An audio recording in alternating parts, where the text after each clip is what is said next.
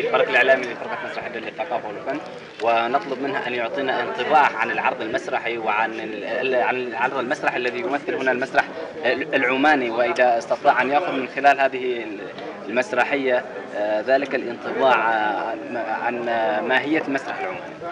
خیلی خوشحال شدیم که شما به نمایش ما اومدین، تشریف دادین به ما و میخواییم میدونیم که از منظور شما این کار چطور بود و کار سنتی عمانی بود، چطور به فهم شما اومد؟ Speak English or As you wish.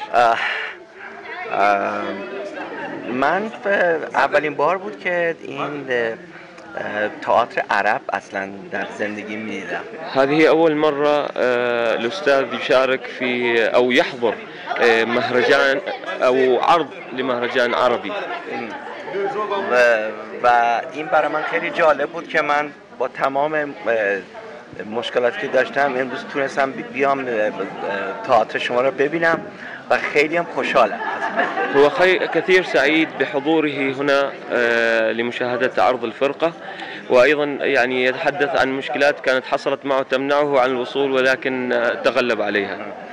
ولی من چون عربی نمیدونستم از داستانی که روی بروشور خوندم و چیزی که دیدم برای من خیلی جالب بود که این داستان همراه با حرکت و موزیک خیلی خوب القا شد به من بیننده. هو لا يتحدث العربية ولذلك لم يفهم ما كان قد قيل على خشبة المسرح، ولكنه قرأ الترجمة في الورقة المهداة إليه، ولما قارن الترجمة في الورقة هذه مع الحركة التي كانت على خشبة المسرح متوافقة وأدت إلى نتيجة فهم عميق للعمل. و یکی از دلایلی هم که من امروز اومدم اینجا، من شاعر هستم و نویسنده هستم و خیلی دوست داشتم که با ادبیات نمایشی یا با ادبیات به طور کلی عمان آشنا بشم و خیلی دوست دارم یک شاعر از کشور شما را به کشور خودم ترجمه کنم و معرفی کنم. ما شاء الله ما یک شاعر از بازیگر داریم. الأستاذ الشريف يقول لنا أنه هو سعيد جدا لملاقاة أهل عمان هنا.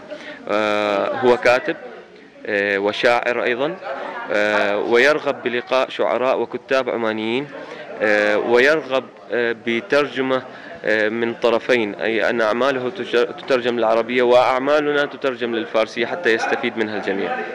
شكرا له ويعطيه العافية ونقدم له شكرا. خیلی ممنون هستیم. ما بعد از مقابله ان شاء الله جلسه کوچیک داریم، بعد صحبت میکنیم ان شاء الله. دست شما درد نکنه.